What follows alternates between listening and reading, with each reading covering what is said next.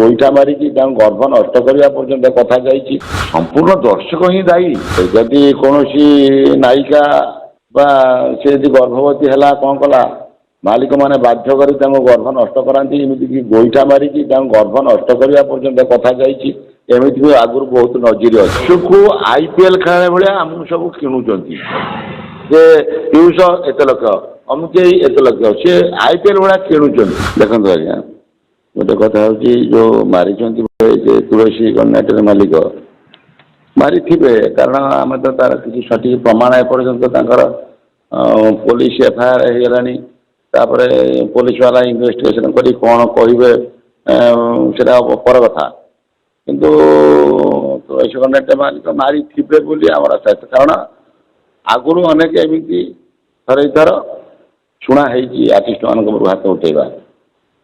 କିଏ ତୁଳସୀ ଗଣନାଟ୍ୟର ମାଲିକ ଯିଏ ସବୁ ଆଗରୁ ଉଠେଇଛନ୍ତି, ଯାହାର କିଛି ପ୍ରମାଣ ଅଛି ଆଗରୁ ବୋଧେ ଉଠେଇଥିବେ। କାରଣ ଆମର ତ କ୍ଲିୟର ଜାଣିନାହୁଁ ନା ଆମେ ସେ ବାବଦରେ କ'ଣ କହିପାରିବୁ। ମାଲିକ ମାନେ କ'ଣ ପଇସା ଦଉଛନ୍ତି ଆର୍ଟିଷ୍ଟ ମାନଙ୍କୁ, ପଇସା ଦେଇକି ଆଗରୁ ଆଡଭାନ୍ସ ଦେଇଦବା, ତାପରେ ସେମାନେ ଆର୍ଟିଷ୍ଟ ମାନଙ୍କୁ ପୁରା କିଣି ନେଉଛନ୍ତି କି ଯେମିତି ଚାହିଁବେ ସେମିତି ବ୍ୟବହାର କରିପାରିବେ ତାଙ୍କ ଉପରେ? ହଁ ହଁ ହଁ ହଁ ହଁ ସେମିତି ଅଛି, ନଜିର ଅଛି, ସେମିତି ଅନେକ ନଜିର ଅଛି। ବହୁତ ଦିନ ତଳେ ଯେ ଯାତ୍ରାପାର୍ଟି ମାଲିକମାନେ ଯେ ଯଦି କୌଣସି ନାୟିକା ବା ସେ ଯଦି ଗର୍ଭବତୀ ହେଲା କ'ଣ କଲା, ମାଲିକମାନେ ବାଧ୍ୟ କରି ତାଙ୍କୁ ଗର୍ଭ ନଷ୍ଟ କରାନ୍ତି। ଏମିତିକି ଗୋଇଠା ମାରିକି ତାଙ୍କୁ ଗର୍ଭ ନଷ୍ଟ କରିବା ପର୍ଯ୍ୟନ୍ତ କଥା ଯାଇଛି। ଏମିତି ବି ଆଗରୁ ବହୁତ ନଜିର ଅଛି। ତେଣୁ ସିଏ ପଇସା ଦେଇସାରିଲା ପରେ ସେମାନେ ଟୋଟାଲ ଆମକୁ କିଣି ନିଅନ୍ତି। ଆଉ ନେଲା ପରେ ଆମେ କିଛି କହିପାରୁନା, କାରଣ ଏଇଟା ପେଟ ପାଟଣା କଥା। ଆଉ ପେଟକୁ ମୁଠେଇକି ମାଡ଼ ବି ସହିଯାଉ। କିଏ କିଏ ସହି ନ ପାରନ୍ତି, ସେ ପଦାକୁ ବାହାରି ଆସନ୍ତି, ଏସବୁ ଅଛି। ତେଣୁ ସବୁ ମାଲିକ ନୁହନ୍ତି, ଏଥିପାଇଁ ସବୁ ମାଲିକ ନୁହନ୍ତି ଯେ ସମସ୍ତ ମାଲିକ ନୁହନ୍ତି, କିଛି ମାଲିକ ଏମିତି ଅଛନ୍ତି, ଏମିତି ନଜିର ଅଛି।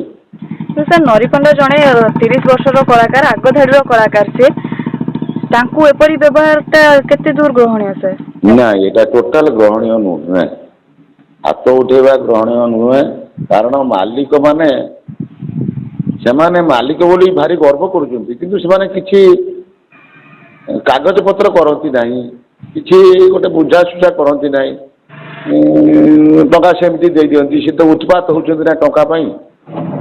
ତେଣୁ ସିଏ ତାଙ୍କର ଟଙ୍କା ଦେଇଛନ୍ତି, ସିଏ କିଛି ଲେଖାପଢ଼ା କରିକି ଥାନ୍ତେ, ତାହେଲେ ତ ଫଟାଫଟ ଲେଖାପଢ଼ା ବାହାର କରିଦିଅନ୍ତେ। ଲେଖାପଢ଼ା ଯାହା ହେଇଛି ଏଗ୍ରିମେଣ୍ଟ କରନ୍ତି ନାହିଁ ଅଧିକାଂଶ ମାଲିକ। ମୁଁ ବି ଜଣେ କଳାକାର, ମୁଁ ଜଣେ 45 ବର୍ଷର କଳାକାର। ମୁଁ ଯେତେ ଅନୁଷ୍ଠାନରେ ରହିଛି, କାହିଁ ଏଗ୍ରିମେଣ୍ଟ ମୁଁ କେଉଁଠି କରିନାହିଁ। କେବଳ ଏ ବିଶ୍ୱାସ ଉପରେ ଚାଲେ। ଏଇ ଯାତ୍ରାପାର୍ଟିଟା ଯେତେ ସଂସ୍ଥାଟା ଖାଲି ବିଶ୍ୱାସ ଉପରେ ଚାଲେ। ତା ଭିତରୁ କେହି ଲୋଭରେ ବଶବର୍ତ୍ତୀ ହୋଇ ବିଶ୍ୱାସଘାତକତା କରୁଛନ୍ତି। ସେ ଯେମିତି କଥା ହେଇଛି, ନରିପଣ୍ଡାଙ୍କର ସ୍ତ୍ରୀଙ୍କୁ ମଧ୍ୟ ସେ ଖରାପ ବ୍ୟବହାର ଦେଖିଛନ୍ତି, ଆଉ ଅଭଦ୍ର ଭାଷା ଲଗେଇ ମଧ୍ୟ କହିଛନ୍ତି।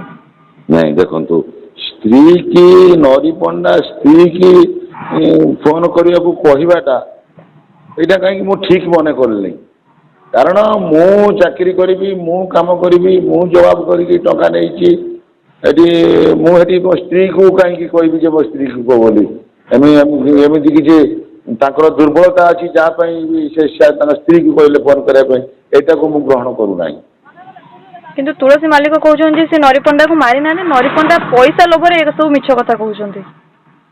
ହେଇପାରେ, କହିହେବନି। କାରଣ ପଇସା ଲୋଭଟାର ହବନି ବୋଲି କାହିଁକି ନା, ମୁଁ ଜଣେ 45 ବର୍ଷର ଯାତ୍ରା କଳାକାର ହିସାବରେ, ଯଦି ତମେ 16 ଲକ୍ଷ ଟଙ୍କା ଦରମାରୁ ତମେ 20 ଲକ୍ଷ ନା 10 ଲକ୍ଷ ଟଙ୍କା ଆଣି ସାରିଲଣି, ଆଉ 3 ଲକ୍ଷ କି 4 ଲକ୍ଷ ଟଙ୍କା ମାଗୁଛ କି କ'ଣ କରୁଛ କି କ'ଣ ହେଉଛି, ଏଇଟା ତମେ ଜଣେ ପାର୍ଟିରେ ରହିବ, ସିଏ ତୁମକୁ ରଖିବେ। ଏଇଟା କ'ଣ ତମ ଭିତରେ ବୁଝାମଣା ହେଇପାରିଲାନି, ଯାହାଫଳରେ ଟଙ୍କା ଫେରେଇବା ପାଇଁ କଥା ପହଞ୍ଚିଲା।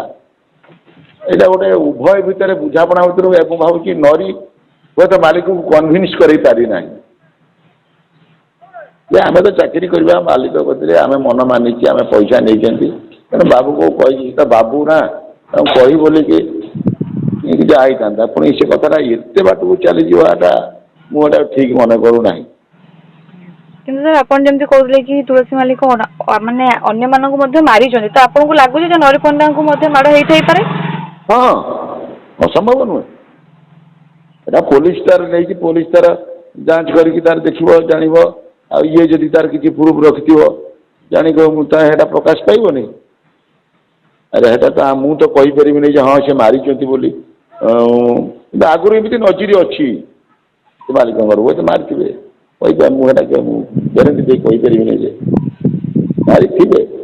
ହଁ, ଏଇ ଯେ ଗୋଟେ ଘଟଣା ହେଉଛି ଯୋଉ କଳାକାର ମାନଙ୍କୁ ବର୍ତ୍ତମାନ ମାଲିକ ମାନେ ସବୁ ଉତ୍ପାତ ହଉଛନ୍ତି। ଏଥିପାଇଁ କେହି ଦାୟୀ, କଳାକାର କେହି ଦାୟୀ ନୁହେଁ। ଆମେ ହେଲୁ ଖଟିକି ଖାଇବା ଲୋକ।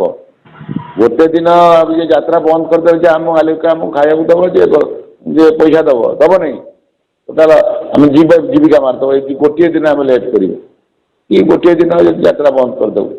ହଁ, ତେଣୁ ଏ କ୍ଷେତ୍ରରେ ମାଲିକମାନେ ଯୋଉ ତମେ ଜାଣୁଛ ବୁଝୁଛ, ତେଣୁ ତମେ ଟଙ୍କା ଦେଇ ଦେଉଛ ସବୁ ମାପ, କିଏ 50 ଲକ୍ଷ, କିଏ ଗାଡ଼ି, କିଏ ଭଲ ମନ୍ଦ ସବୁ ଦେଇ ଦେଉଛ।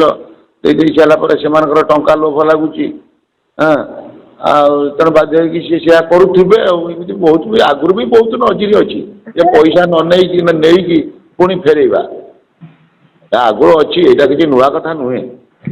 କିନ୍ତୁ ସାର୍ ଏବେ ପୁଣି ଦେଖା ଯାଇଥିଲା କି ପିୟୁଷଙ୍କ କ୍ଷେତ୍ରରେ ମଧ୍ୟ ସେୟା ହେଇଥିଲା, ପଇସା ନେଇଥିଲେ, ଗାଡ଼ି ନେଇଥିଲେ। ତ ମାଲିକ ମାନେ ଯୋଉ ପଇସା ଦେଇ ଦଉଛନ୍ତି କଳାକାର ମାନଙ୍କୁ, ତ ଏଠି କଣ ଆଜ୍ଞା ଆଜ୍ଞା। କଳାକାର ମାନଙ୍କର ଭୁଲ ରହୁଛି?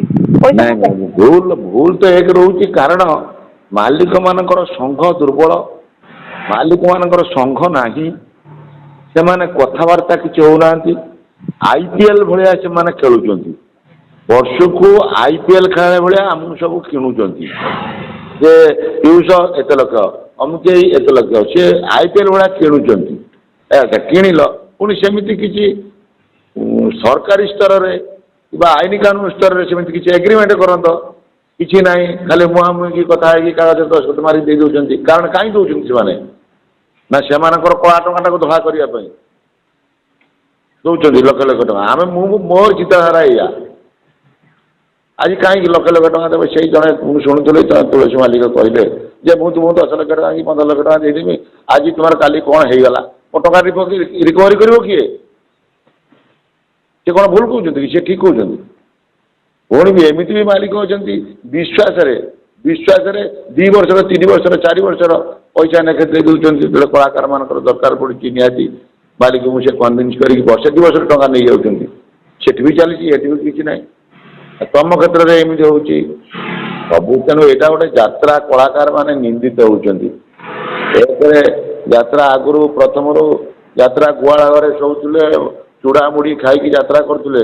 ସିଏ ଆସିକି ଯାହା ଧୀରେ ଧୀରେ ଆସିକି ଏଇ ଜାଗାରେ ପହଞ୍ଚିଗଲା ପରେ ବର୍ତ୍ତମାନ ପାଇଁ ଯେ ଜଣେ କଳାକାର କିଏ ଭୁଲ କରିଦେଲା ବେଳକୁ ଏ ସମସ୍ତେ ଯାତ୍ରା କଳାକାର ଟୋଟାଲ ଯେ ଗୋଟେ ଘୃଣିତ ହେଇଯାଉଛନ୍ତି। ଦର୍ଶକମାନଙ୍କ ପାଖରେ ହଉ, ମାଲିକ ମାନଙ୍କ ପାଖରେ ହଉ, ସମସ୍ତଙ୍କ ପାଖରେ ଗୋଟେ ଘୃଣାର ପାତ୍ର ହେଇଯାଉଛନ୍ତି। ତାଙ୍କ ଲୋକ ଭଲ କହୁଛନ୍ତି? ସେମାନଙ୍କୁ କେବେ ଲୋକ ଭଲ କହୁନାହାନ୍ତି। ଆପଣ ଭଲ ଭାବରେ ଯାଞ୍ଚ କରିବେ। କେବଳ ଭଲ ନ କହିବା ଲୋକ ଗୁଡ଼ା ଭାଇରାଲ ହେଇଯାଉଛନ୍ତି। ସେ କହୁଛନ୍ତି ଆମେ ରାସ୍ତାରେ ହଗିଦେବୁ, ଆମକୁ ଭାଇରାଲ କର। ଭାଇରାଲ କଲେ ଆମେ ବରଂ ନିନ୍ଦିତ ହଉ, କିନ୍ତୁ ଭାଇରାଲ ହେଇଯାଉଛନ୍ତି। ସେମିତି ବି ଆଜିର ଦର୍ଶକ ଯିଏ, ସିଏ ବି ପାଗଳ। ସିଏ ବି ସେଇ ଭାଇରାଲ ପଛରେ ଗୋଡ଼ଉଛନ୍ତି। ସିଏ କେମିତି ହଗୁଥିଲା ଦେଖିବା। ଲୋକମାନେ ବି ପାଗଳ। ବର୍ତ୍ତମାନ ସମସ୍ତେ ପାଗଳ ହେଇଯାଇଛନ୍ତି। ମାଲିକଠୁ କଳାକାର ପର୍ଯ୍ୟନ୍ତ ସମସ୍ତେ ପାଗଳ ଭଳି ଲାଗୁଛନ୍ତି। ତାଙ୍କର କଥାବାର୍ତ୍ତା, ପଇସା ଦେନ ନେନ, ପାଟି ବଦଳ ଭଲ ମନ୍ଦ, ଏଗୁଡ଼ା ସବୁ ପାଗଳ ଭଳିଆ ମୋତେ ଲାଗୁଛି।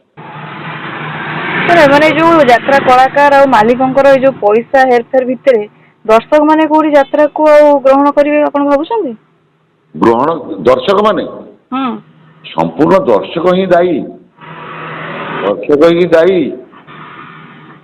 ଦର୍ଶକ ଯେତେବେଳେ କେତେ କ'ଣ ଲଙ୍ଗଳା ଡ୍ୟାନ୍ସ ଦେଖିବା ପାଇଁ ପସନ୍ଦ କରୁଛନ୍ତି, ଦର୍ଶକ ମାନେ ଜାଣିପାରୁନାହାନ୍ତି କୋଉମାନେ କଳାକାର କ'ଣ ଜାଣିପାରୁନାହାନ୍ତି। ଦର୍ଶକମାନେ ପାଗଳ ହେଉଛନ୍ତି। କାରଣ ପାଗଳ ହେବାର କାରଣ କ'ଣ ନା ବର୍ତ୍ତମାନ ପାଇଁ ମଦଟା ହେଇଛି ଜଣେ ଯାତ୍ରା ଦର୍ଶକ, ସେ ମଦ ଟିକେ ନ ପିଇଲେ ଯାତ୍ରା ଦେଖି ଆସିପାରୁନି। ଏମିତି ବି ହେଉଛି। ତେଣୁ ସେମାନେ ଠିକ୍ ଚୟନ କରୁନାହାନ୍ତି। ସେମାନେ ତ ସେଇଠିକି ଭାଇରାଲ ପାଖକୁ ଦୌଡ଼ୁଛନ୍ତି। ଆଉ ଦର୍ଶକ କମିଯିବେ କାହିଁ? ଯାତ୍ରା ଦର୍ଶକ କମିବେ ନାହିଁ। ଯାତ୍ରା ଦେଖିବେ ଲୋକକୁ ଏଥର ଯାତ୍ରାର ପୁଣି ସବୁଥିରେ ଗୋଟେ ଗୋଟେ ପରିବର୍ତ୍ତନ ଅଛି ଯାତ୍ରାର ଗୋଟେ ପରିବର୍ତ୍ତନ ଆସିବ ନିଶ୍ଚୟ ଆସିବ।